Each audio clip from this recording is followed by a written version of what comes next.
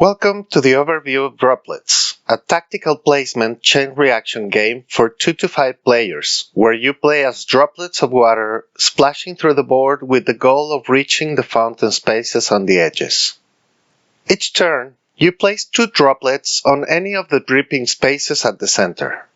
When 3 droplets accumulate in a single space, they splash around evenly to the adjacent spaces in either direction, this way or that way.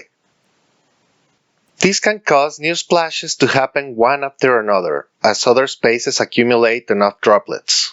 However, the player that decides which direction the droplets move is not necessarily the player whose turn it is, but the one that has the most droplets in the space instead. This keeps the action moving back and forth between players until everything is resolved and a new turn starts with the other player placing their 2 droplets. When playing with more than 2 players, the splashes will happen when there are at least 3 droplets, but 2 belong to the same player.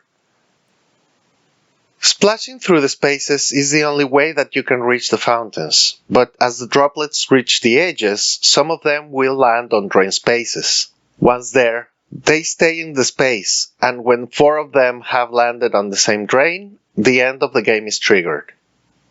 The game ends when all the splashes from that turn are resolved. The winner is simply the player that has more points from droplets in fountain spaces.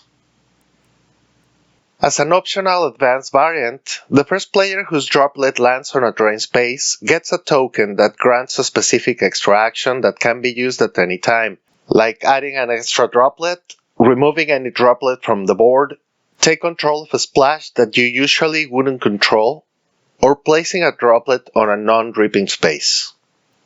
Also optional, pieces called pebbles can be added. These behave the same way as droplets when splashing, but they act as neutral pieces on the board, changing their influence on which player controls the space each turn. They cannot be removed or splashed towards a fountain or drain. So, while they help build interesting chain reactions, they also can be an obstacle to move in the direction you want to. These 2 mini-expansions add new layers of strategy to the game.